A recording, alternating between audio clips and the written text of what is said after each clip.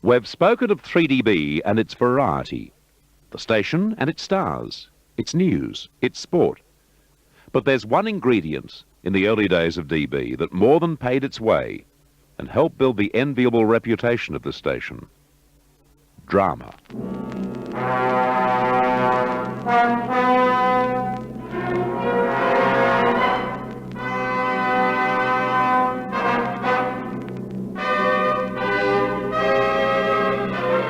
Lux Radio Theatre, Address Unknown, Dr. Paul, Courtship and Marriage, Lavender Grove, Dad and Dave, Martin's Corner, When a Girl Marries, and the best known of all, D24. This was real theatre of the mind stuff.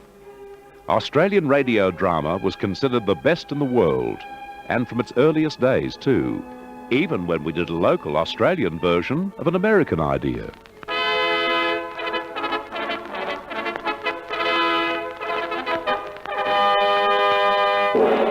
The distributors of black and white cigarettes now have pleasure in presenting their weekly feature, The March of Time. The man who announced The March of Time was the man who was to become one of our most respected radio and television actors, Keith Eden, who joined 3DB in 1935. So I took this job on at £3 a week as a radio announcer and did the narration for The March of Time, which was the biggest at that particular time nationwide news broadcast prior to the war, where Hitler was involving himself all over the place. So it was very dramatic times, and I did these very fast narrations like Graham McNamee of the American counterpart of that particular type of thing. They had a litigation about this. I think we called it The March of Time, and we found we weren't allowed to call it The March of Time, so it finished up as Time Marches On. And so we stayed with the world events for the past 7 days, brought to you a living drama, a quickly changing panorama of humour and tragedy as time marches on. You know, that was the tag to it. Back in those early years, there were sticklers for authenticity. Here's proof of that from Keith Eden. They hired a bloke called Gerd Roehlen, who at one time was the biggest producer of Williamson's.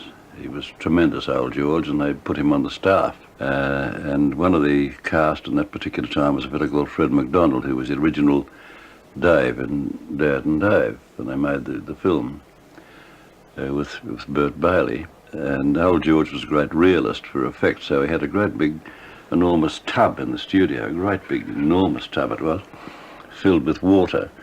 And we're doing a thing called Buccaneer Bay. And in the course of it, of course, some of them had to walk the plank.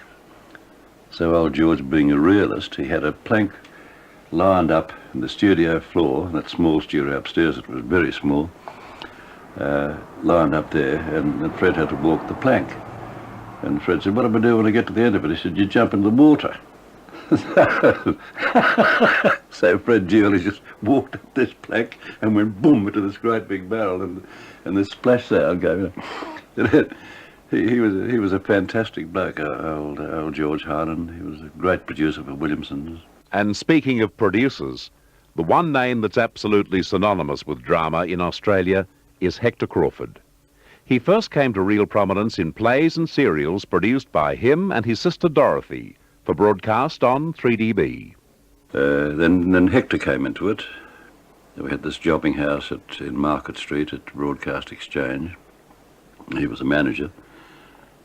And after a period of time, he decided he'd produce his own programs, and Dorothy became the director.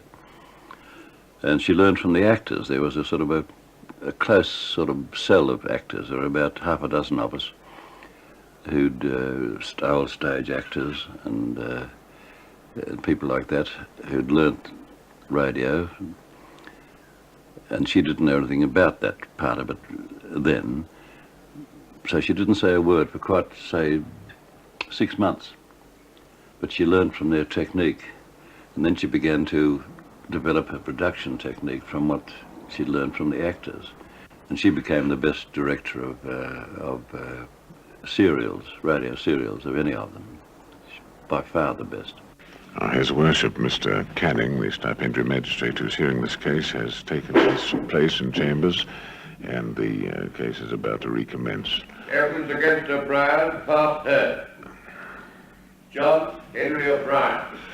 John Henry O'Brien, the witness who was was giving evidence in the last session, has now taken his position in chambers, and the cross-examination by Mr. Wade for the applicant will Now, continue. Mr. O'Brien, prior to the adjournment of the court, we were concerning ourselves with the conversation you had with Lloyd Bennett on the morning of June the 8th, after the tennis club dance at which he announced his engagement to Margaret Evans, the applicant in this case. You remember that?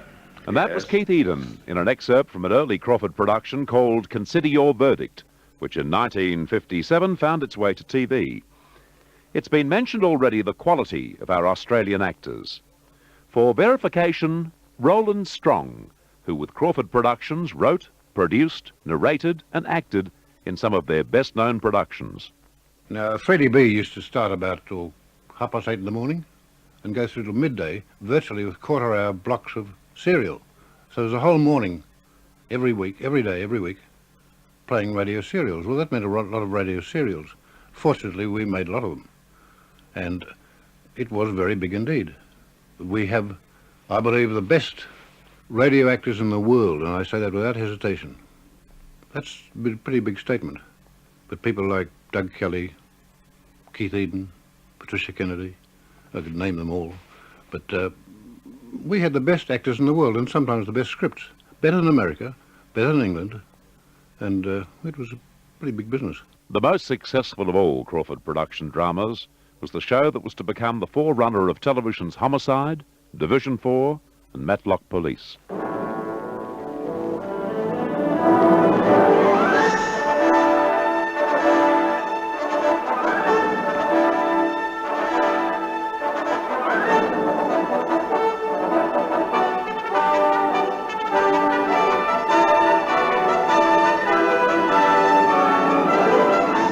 D24.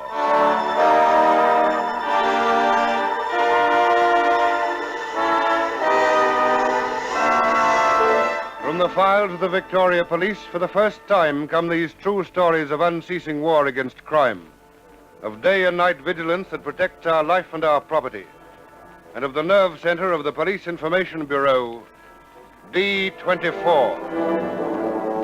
Hello, D24. There's a policeman lying in the middle of the road in High Street, St Kilda. He's been shot.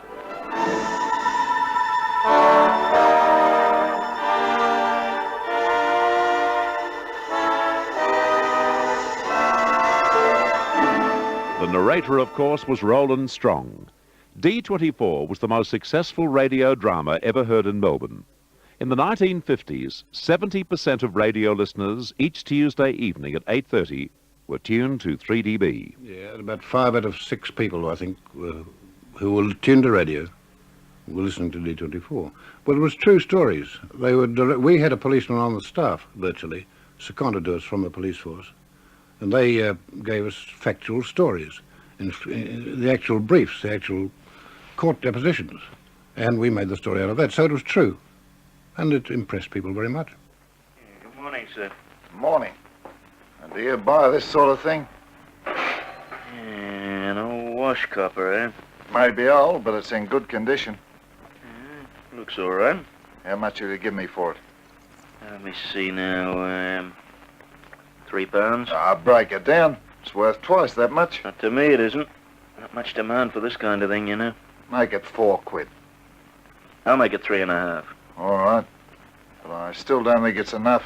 Try somewhere else if you like. No, I haven't got time. Give us the dough, will you? All right. 1, 2, 3 pounds, 10 shillings. There you are. Thanks. See you again. Oh, just a minute. Huh? I'll have to enter it up in the book. What for? Oh, we have to do that, you know. Oh, righto. You give me your name and address, I'll enter it up. Colin Evans, Colin Evans, 14 Elfin Grove, 14 Elfin Grove, Balaclava. Balaclava. And now sign here. Okay. There you are. Thanks. Sure.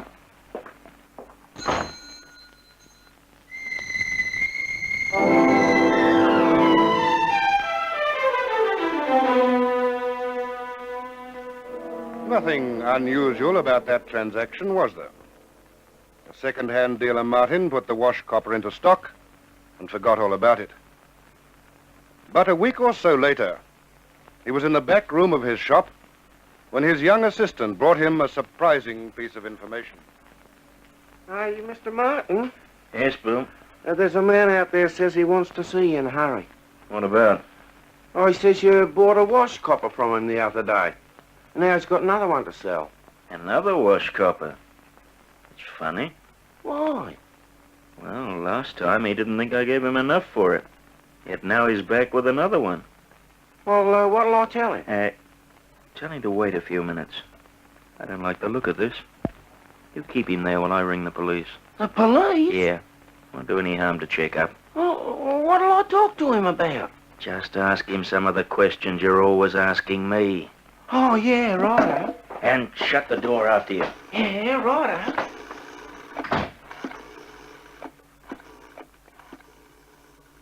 Great memories of a wonderful drama series. Of course, with such a phenomenal success as D24 on their hands, Roehlen Strong and all associated would have been financially made for life. Oh, yes. Well, you'd imagine so, wouldn't you? With a rating of 70%, did you say, 70? Yes, I got a grand total, I think, for doing a lot of it. In fact, practically all of it. £18 a week. Well, that's hardly retiring allowance, is it? Only names, place names, and dates were altered in this true story. It was dramatized from the files of the Victoria Police by Roehlen Strong, who now says goodbye until the same time next week, when there'll be another true story in this series, D24, which was produced in the studios of Hector Crawford Productions by Dorothy Crawford.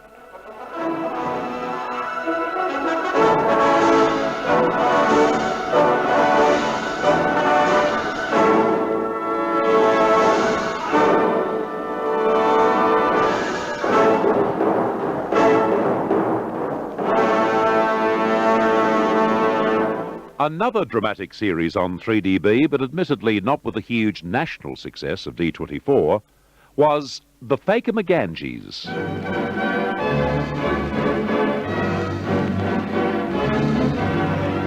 And this is its theme.